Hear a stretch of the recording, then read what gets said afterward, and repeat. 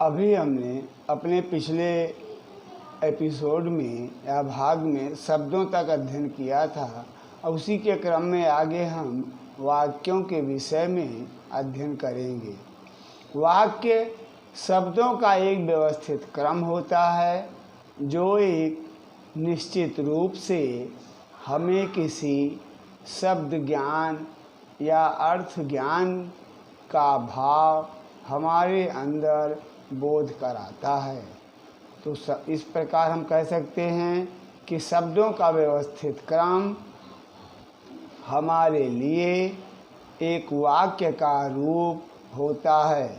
जैसे लिखा जाता है, राम घर जाता है, या दूसरे शब्द भी हम लिख सकते हैं, महेश पुस्तक पढ़ता है। ऐसे हम बहुत से शब्दों की रचना कर देते हैं, लेकिन यहाँ हमें ध्यान देना है कि शब्द एक व्यवस्थित क्रम में होते हैं। अगर हम इनके क्रम में परिवर्तन कर देते हैं तो ये शब्द हमें कोई अर्थ विशेष नहीं देते हैं, और जब वे हमारे लिए अर्थहीन हो जाते हैं तो वे फिर शब्दों का केवल एक समूह ही हमारे लिए वाक्य नहीं कहा जा सकता। तो ये व्यवस्थित क्रम ही हमारे लिए शब्दों का व्यवस्थित क्रम ही वाक्य की संरचना के लिए एक महत्वपूर्ण तथ्य उत्पन्न करता है। जिस प्रकार इंग्लिश में शब्दों का एक क्रम है, ठीक उसी प्रकार हिंदी में भी शब्दों को व्यवस्थित लिखने का एक क्रम है। यहाँ पर कर्ता, कर्म और क्रिया के रूप में शब्दों को व्यवस्थित किया जाता है। अब हम अपने इन तथ्यों के अगले क्रम में प्रवेश करते हैं, अगले क्रम में पढ़ते हैं, जैसा कि हमने पीछे पढ़ा है। अब हम ये पढ़ने के लिए प्रयास करते हैं कि हमारे शब्दों में जो उद्देश्य और विधेय भाग होता है वो संज्ञा के किस क्रम में प्रयोग किया जाता है।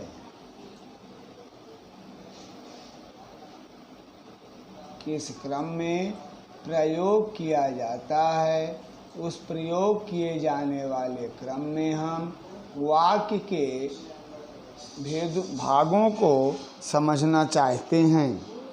वाक्य के भागों को समझने के क्रम में अभी लिखा जाता है कि राम घर जाता है,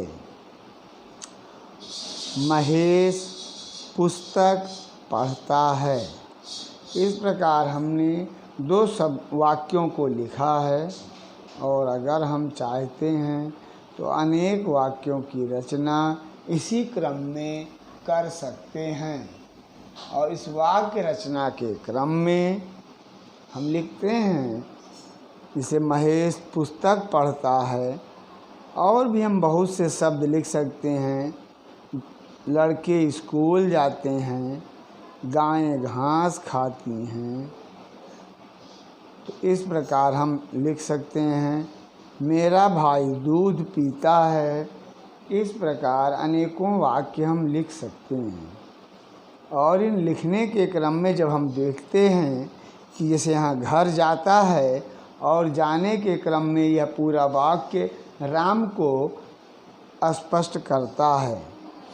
यहाँ पर दूसरे वाक्य में पुस्तक पढ़ता है, और पुस्तक पढ़ने के क्रम में वह महेश को प्रतिपादित करता है या महेश को निर्धारित करता है।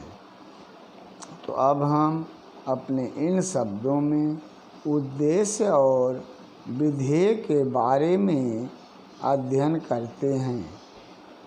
अब उद्देश्य और विधेय क्या है? उद्देश्य जो शब्दों में संज्ञा भाग के लिए या कर्ता पद भाग के लिए जो वाक्य क्रम या वाक्यांश प्रयोग किए जाते हैं वे उद्देश्य कहलाते हैं। और उद्देश्यों को पूर्ण करने वाले या उद्देश्यों पर आधारित वाक्य समूहों को हम विधेय कहते हैं। से पहले वाक्य में राम हमारे लिए उद्देश्य है और दूसरे वाक्य में महेश हमारे लिए विधेय है, महेश हमारे लिए उद्देश्य है। और पहले भाग में हमें देखते हैं कि राम घर जाता है, तो घर जाता है यह हमारे पहले वाक्य का विधेय भाग होता है। महेश लिखा गया है, महेश के लिए हम जब अपना विधेय भाग लिखेंगे तो होगा पुस्तक पढ़ता है। इस प्रकार हमारे इन शब्दों में उद्देश्य और विधेय भाग हो जाते हैं। अगर हम ये भी जैसे पढ़ा था कि मेरा भाई दूध पीता है, तो यहाँ दूध पीता है, दूध पीने वाला कौन है? अगर हम इसके बारे में जानकारी प्राप्त करते हैं तो वह उद्देश्य भाग कहलाता है। और उद्देश्य भाग में मेरा भाई जो कि दूध पीने वाला है, तो मेरा भाई उद्देश्य है और दूध पीता है यह हमारे वाक्य खंड में विधेय के रूप में कार्य करता है। काला कौवा ऊंचे आसमान में उड़ता है, ऐसे भी हम शब्दों का प्रयोग अपने जीवन में या अपने कथन में कर सकते हैं। या मेरा भाई सड़क पर दौड़ता है,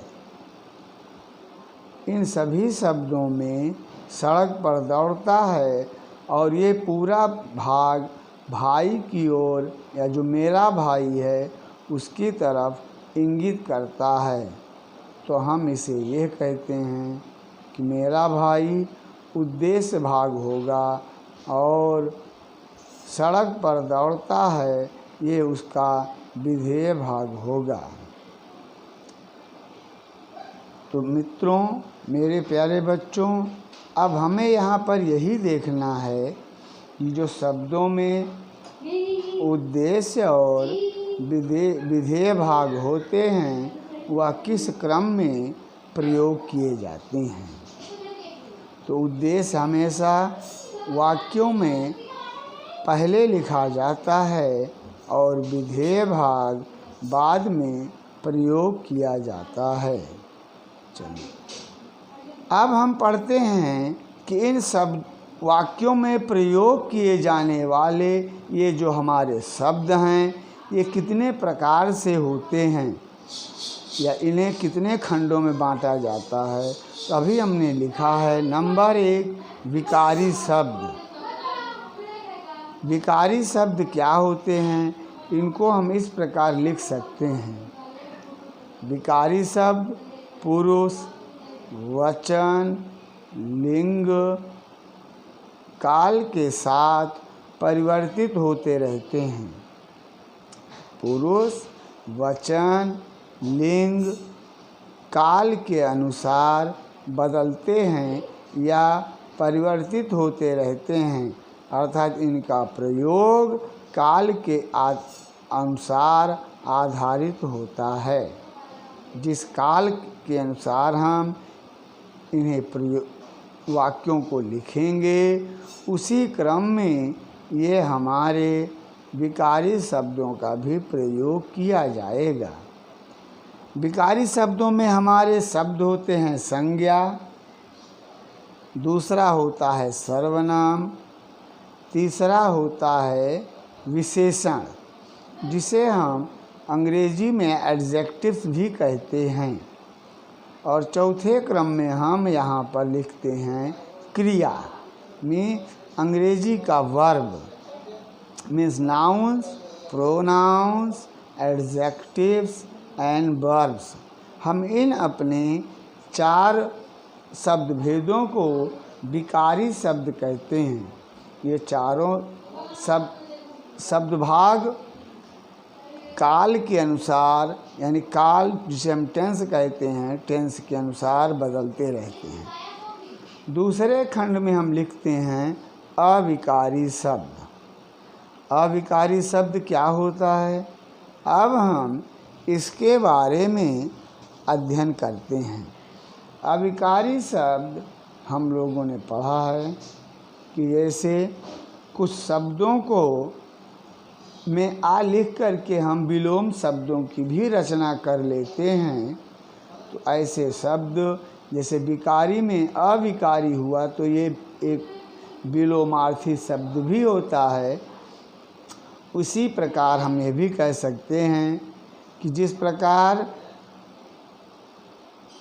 अभी हमने विकारी शब्दों को पढ़ा है, ठीक उसके विपरीत हम ये लिख लेते हैं कि वे शब्द जिनमें पुरुष, वचन, लिंग काल के अनुसार एक समान रहते हैं या उनमें परिवर्तन नहीं होता है, हम उन्हें अविकारी शब्द भी कहते हैं। अविकारी शब्दों के क्रम में हम ये देख लेते हैं, इसमें हमारे में अविकारी शब्दों में पहला होता है क्रिया विशेषण, जिसे हम इंग्लिश में एडवर्ब भी कहते हैं। और इस एडवर्ब के बाद या क्रिया विशेषण के बाद हिंदी शब्द विभागों में अव्यय का प्रयोग किया जाता है। अव्यय के प्रयोग में पहला होता है संबंध बोधक अव्यय, दूसरा होता है समुच्चय बोधक अव्यय, और तीसरा जो हमारा लिखा जाता है हम उसे विस्मयादि बोधक अव्यय कहते हैं। विस्मयादि बोधक अव्यय को अगर हम या अव्यय को अंग्रेजी व्याकरण से तुलना करते हैं तो संबंध बोधक हमारे अंग्रेजी का प्रीपोजिशन है, समुच्चय बोधक कंजंक्शन है, और विस्मयादि बोधक हमारे इंग्लिश में इंटरजेक्शन के रूप में प्रयोग किया जाता है। तो ये जो हमारे 8 प्रकार हैं, इनमें से 4 हमारे लिए विकारी होते हैं और विकारी शब्दों के रूप में उनकी गणना होती है, और शेष 4 पदों की गणना अविकारी शब्दों के रूप में की जाती है। और जब हम अगले का क्रम में अध्ययन करते हैं तो हम उनको आगे पढ़ने के लिए अब आइए शब्दों के भेद को पढ़ते हैं। शब्द भेद क्या है, इसे लिखते हैं और लिखकर समझ लेते हैं और पढ़ लेते हैं। चलिए अब हम यहाँ लिखते हैं शब्द भेद। शब्द भेद के क्रम में जो हम अपने शब्दों को प्रयोग करते हैं उनमें लिखते हैं शब्दों के भेद या शब्द भेद। इन्हीं को अंग्रेजी में पार्ट्स ऑफ स्पीच भी कहा जाता है। शब्द के भेद, इनको हम इंग्लिश में पार्ट्स ऑफ स्पीच कहते हैं, जो हमारे इंग्लिश में भी 8 प्रकार के होते हैं, जिन्हें nouns, pronouns, adjectives, verbs, adverbs, preposition, conjunction और इंटरजेक्शंस कहते हैं। हिंदी के क्रम में हम उन्हें संज्ञा, सर्वनाम, विशेषण, क्रिया, क्रिया विशेषण और अव्यय के क्रम में संबंध बोधक अव्यय, समुच्चय बोधक अव्यय और विस्मयादि बोधक अव्यय कहे जाते हैं। इस प्रकार 8 प्रकार के हमारे इन शब्द भेदों के क्रम में आज हम पहले संज्ञा के बारे में अध्ययन करते हैं या संज्ञा को समझने का प्रयास करते हैं, जिसे हम अंग्रेजी में नाउन भी कहते हैं। नाउन के क्रम में अब हम पढ़ेंगे कि हमने अपनी पूर्व कक्षाओं में यह पढ़ा है कि noun is the name of any person, place और थिंग। और हिंदी में हम लोगों ने पढ़ा है संज्ञा किसी व्यक्ति, स्थान, वस्तु या भाव के नाम को हम संज्ञा कहते हैं। चलिए इसे हम लिख कर भी समझ सकते हैं। और जब हम लिखने का प्रयास करते हैं, लिखने के क्रम में लिखा जाता है किसी व्यक्ति, स्थान, जाति अथवा भाव के नाम को हम संज्ञा कहते हैं। अब अगर हम इन सभी चारों शब्दों को लिखते हैं तो व्यक्ति, स्थान, जाति और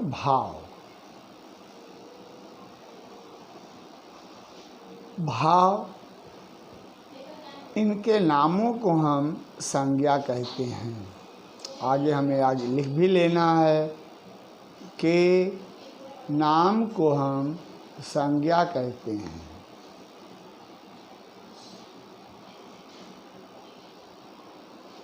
इस प्रकार हमें अपने दैनिक जीवन में अनेक ऐसे हम शब्दों का प्रयोग करते हैं जो हमारे इस शब्द भेद के क्रम खंड में किसी न किसी शब्द विभाग से संबंधित होते हैं, चाहे वो संज्ञा हो या सर्वनाम हो। अब संज्ञा के भेद या संज्ञा के प्रकार पढ़ते हैं। संज्ञा के भेद या संज्ञा के प्रकार में हम सबसे पहले चलिए पढ़ते हैं।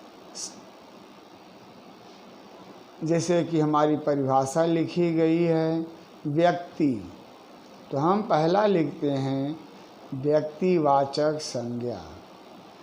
वैसे व्यक्तिवाचक संज्ञा इसका तात्पर्य क्या है, तो ये हम एक वाक्यों में समझ सकते हैं। Means modified person or special person. Means हम उसका नाम एक व्यक्ति के रूप में लिखेंगे। पर्सनली हम उसका नाम जब प्रयोग करते हैं तो हम उसे व्यक्तिवाचक संज्ञा कहते हैं। और इंग्लिश लिटरेचर में हम इसे प्रॉपर नाउन भी कहते हैं। तो यह व्यक्ति विशेष या स्थान विशेष के नाम को हम इस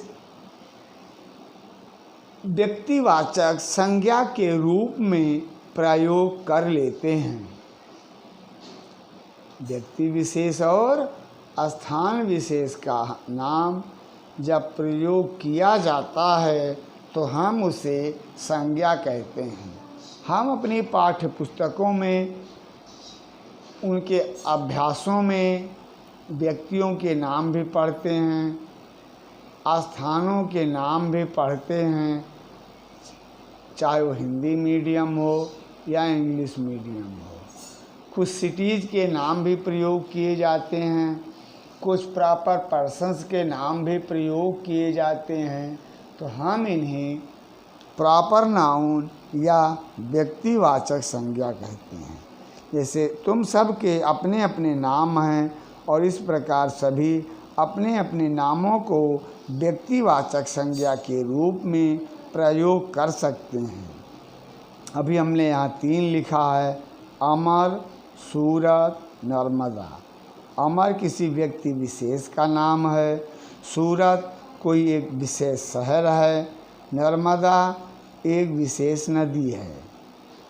और ये किसी विशेष स्थान के लिए, व्यक्ति या वस्तु के लिए प्रयोग होते हैं। अब हम ये कह सकते हैं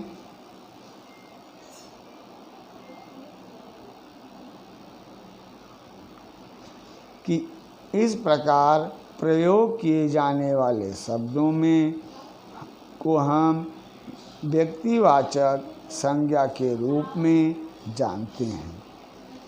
जैसे अभी हमने अमर लिखा, तो हम अगर हमारे पास जितने फ्रेंड्स हैं या हमारे पेरेंट्स हैं या हमारी गलियों में रहने वाले व्यक्ति हैं, हम अगर उनका नाम लिख देते हैं तो हम ये कहते हैं कि ये सभी व्यक्तिवाचक संज्ञा के रूप में लिखे गए हैं। अगले खंड में जब हम देखते हैं तो ये हमें स्पष्ट हो जाता है। जैसे यहाँ सूरत एक विशेष शहर है, इस प्रकार हम अन्य शहरों के भी नाम लिख सकते हैं, अन्य देशों के नाम भी लिख सकते हैं, महाद्वीपों या कॉन्टिनेंट्स के नाम भी लिख सकते हैं। नदियों में अनेकों नदियां हमारे भारत देश में प्रवाहित होती हैं। हमारे राज्यों में, हमारे देश में, हमारे आसपास कुछ नदियां प्रवाहित होती हैं। या नदियों की बात अगर हम छोड़ दें तो हमारे गांव में जो छोटे छोटे, हमारे मोहल्ले एरिया में जो छोटे छोटे तालाब होते हैं, उन्हें भी किसी विशेष नाम से पुकारा जाता है। चलिए अब हम दूसरा लिखते हैं, जातिवाचक संज्ञा। ये जातिवाचक संज्ञा क्या है? लिखा गया है, ये जातिवाचक संज्ञा किसी वर्ग या जाति विशेष के लिए प्रयोग किए जाने वाले शब्दों में हम जातिवाचक संज्ञाओं का प्रयोग करते हैं। जैसे हम यहाँ पर ये प्रयोग कर सकते हैं, लिखा गया शिक्षक। शिक्षक अर्थात वह व्यक्ति जो विद्यालय में शिक्षा देने का कार्य करता है, उसे हम अंग्रेजी में टीचर ही कहते हैं। हाँ, यह अलग है कि हमारे विद्यालयों में टीचर्स के रूप में मेल्स और फीमेल्स, स्त्री या पुरुष, दोनों प्रकार के टीचर्स होते हैं। शिक्षक दोनों में समाहित होता है। पुरुष केवल पुरुष जाति का बोध कराता है, स्त्री केवल स्त्री जाति का बोध कराती है। और फिर अगर हम विद्यार्थी लिखते हैं तो विद्यार्थियों में बालक और बालिकाएं दोनों आ जाते हैं। इस प्रकार हम इस जातिवाचक संज्ञा के बारे में भी उपयुक्त ज्ञान प्राप्त कर इसे प्रयोग करने के क्रम में लिख सकते हैं। बच्चों की भी अपनी एक जाति होती है, तो ये जातिवाचक संज्ञा के रूप में प्रयोग किए जाते हैं। अगले क्रम में जब हम लिखते हैं तो हमारा जो तीसरा संज्ञा का प्रारूप है वह भाववाचक संज्ञा के रूप में प्रयोग किया जाता है। भाववाचक संज्ञा के क्रम में जैसे अभी लिखा गया है, नाम से स्पष्ट है कि ये हमारे भाव प्रधान होते हैं। ये व्यक्ति विशेष या सजीवों के भावों पर आधारित होते हैं। भाव में प्रेम से हंसना, गुस्से में क्रोधित हो जाना, या किसी आश्चर्यजनक वस्तु को देखकर उस पर आश्चर्य करना, या रास्ते में चलते हुए एकाएक अगर कोई ऐसी बात होती है तो वहाँ पर हमारे मुंह से आवाज़ों का निकल आना भी ये भाववाचक संज्ञाओं के रूप में प्रयोग किया जाता है। और यह व्यक्ति के गुण, दोष, व्यापार और दशा के रूप में भी हमें ज्ञान प्राप्त कराते हैं या हमें ज्ञान देते हैं। और यह भाव हमारे संज्ञा शब्दों के द्वारा भी बन जाती है। ईमानदारी मानव का एक स्वभाव है, चोरी स्वभाव है, हंसना स्वभाव है, रोना स्वभाव है। या ये स्वभाव के तात्पर्य यह है कि जब हमें कोई तकलीफ़ होती है तो हमारे मन में रोने का भाव आता है, कुछ पाकर खुश होते हैं तो हमारे हंसने का भाव आता है। अगर कोई ऐसे भी काम करते हैं तो हम उसे ईमानदार या ईमानदार तो विशेषण है, लेकिन हम ईमानदारी शब्द का प्रयोग संज्ञा के रूप में कर लेते हैं। जैसे बुराई और भी हम लिख सकते हैं, बचपन, वृद्धावस्था, ये सभी भाववाचक संज्ञा के रूप कहे जाते हैं। तो अब हमने इस 3 प्रकार की संज्ञाओं के भेद को पढ़ा और चौथे क्रम में अब हम लिखते हैं समुदायवाचक संज्ञा। समुदायवाचक संज्ञा, अंग्रेजी में इसे कलेक्टिव नाउन्स भी कहते हैं। Collective noun it means the collection of same type of persons, things और एट्सेट्रा। जहाँ पर एक समान प्रकृति और स्वभाव वाले व्यक्तियों का या भावों का सम्मिश्रण होता है या एकत्रीकरण होता है तो हम उसे समुच्चय बोधक या समुदायवाचक संज्ञा भी कहते हैं। इस क्रम में अगर बहुत से जानवर एक साथ हो जाते हैं तो हम उन जानवरों के समूहों के लिए भी एक शब्द का प्रयोग करते हैं। बहुत से फूलों को एक साथ इकट्ठा करके बांध दिया जाए तो हम उन्हें भी एक विशेष नाम से पुकारने लगते हैं। और इसी प्रकार जब बहुत से आदमी एक स्थान पर इकट्ठा हो जाते हैं तो हम उसे भी एक नया नाम दे देते हैं। समुदाय के रूप में हमारे लिए एक उदाहरण है, हम कक्षा में पढ़ते हैं तो कक्षा भी एक समुदाय का उदाहरण है, क्योंकि इसमें समान उद्देश्य के लोग अध्ययन और अध्यापन के लिए एकत्र होते हैं। यहाँ पर विद्यार्थियों और अध्यापकों के साथ कुछ वस्तुएं भी होती हैं, जैसे डेस्क और बेंच, ब्लैक बोर्ड या श्याम पट।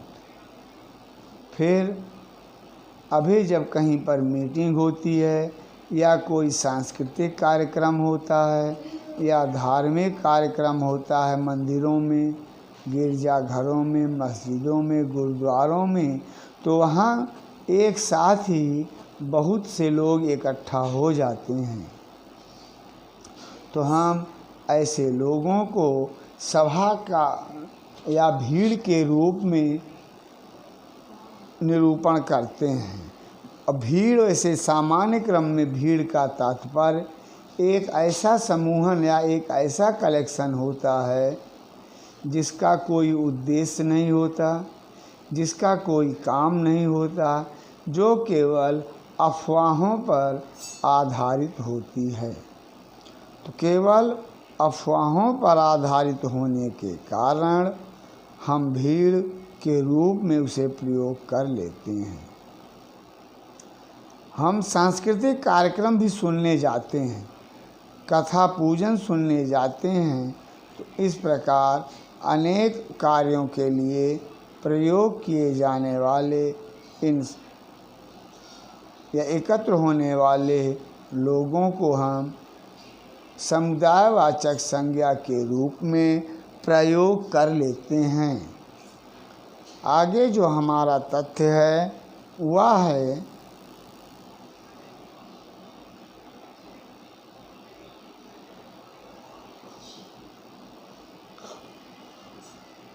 संज्ञा का एक अन्य स्वरूप जिसे हम द्रव्यवाचक संज्ञा कहते हैं। अंग्रेजी में इसी द्रव्यवाचक संज्ञा को हम मटेरियल नाउन भी कहते हैं। मटेरियल नाउन जिन शब्दों में किसी वस्तु या धातुओं का बोध होता है उन्हें हम मटेरियल नाउन्स कहते हैं। धातुएं तो हम लोग सभी जानते हैं, जैसे सोना, चांदी, एल्युमिनियम, टिन यानी जस्ता, जिंक, तो ये सभी हमारे लिए एक वस्तुएं हैं। इनके द्वारा अनेक वस्तुओं का प्रयोग किया जाता है। हमारे लिए मेज़ जो लकड़ी की बनी हुई है, तो लकड़ी भी हमारे लिए एक पदार्थवाचक संज्ञा के रूप में हम उसका अध्ययन करेंगे। माताओं बहनों के द्वारा पहने जाने वाली सोने की अंगूठी या सोने के गहने भी, तो यहाँ पर जो सोना है वह एक पदार्थवाचक संज्ञा के रूप में प्रयोग होता है। हमारे घरों में बहुत से ऐसे सामान हैं जो किसी न किसी पदार्थों के बने होते हैं। जिस पदार्थ से वह बना होता है उस पदार्थ को हम पदार्थवाचक संज्ञा कहते हैं। पदार्थवाचक संज्ञा के क्रम में लकड़ी, स्टील, पीतल, तांबा, लोहा, जस्ता, एल्युमिनियम, सोना, चांदी और भी अनेक बहुत सी सस्ती और कीमती धातुएं भी इसी क्रम में प्रयोग की जाती हैं।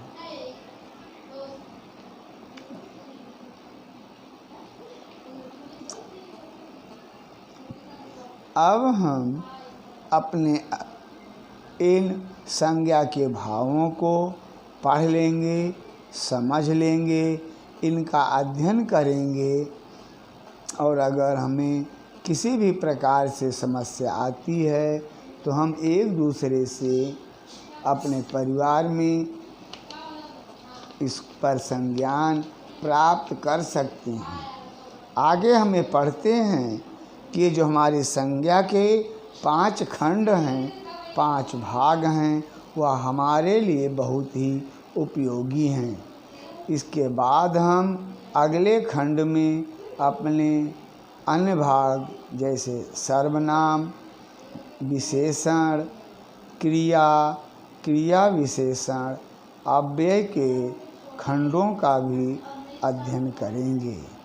हमें अपने तथ्यों के बारे में पूर्ण ज्ञान होना चाहिए। अपने शब्दों के बारे में भी हमें ज्ञान होना चाहिए, क्योंकि वे शब्द हमारे लिए बहुत ही महत्वपूर्ण होते हैं।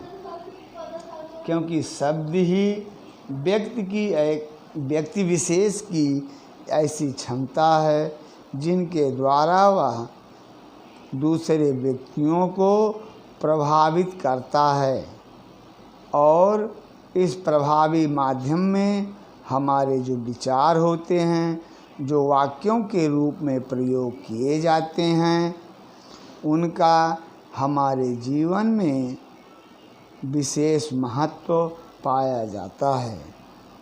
इसीलिए वाक्यों के रूप में प्रयोग की जाने वाली वाणी हमारे जीवन में एक महत्वपूर्ण तथ्य का निष्पादन करती है और हमें जीवन का एक आधार देती है।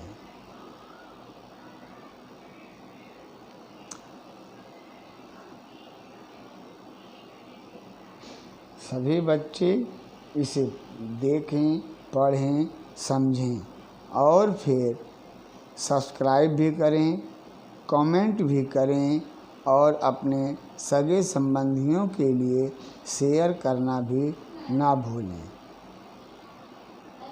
सब्सक्राइब करने पर सभी विद्यार्थियों को जब भी कोई वीडियो अपलोड होगा तुरंत उसकी जानकारी नोटिफिकेशन के पैनल में मिल जाती है। इस चैनल में जो रेड बटन है, रेड पॉइंट के रूप में सब्सक्राइब लिखा होता है, उस पर जब हम टिक करते हैं फिर एक बेल आइकॉन आता है जिसे हम हिंदी में घंटी कहते हैं। उस बेल आइकॉन पर टिक करते हुए ऑल भी टिक कर देंगे तो हमें हमारे उन आने वाले जो भविष्य में आने वाले वीडियोज़ हैं वे सबसे पहले हमें प्राप्त हो जाएंगे। सब्सक्राइब करना भी ना भूलें, साथ में कमेंट अच्छा लगा या कैसा लगा साथ में लाइक करना भी ना भूलें, क्योंकि कमेंट और लाइक के द्वारा ही हमें तुम्हारी प्रतिक्रियाओं की जानकारी प्राप्त होती है। बच्चों, जय हिंद, वंदे मातरम, जय भारत।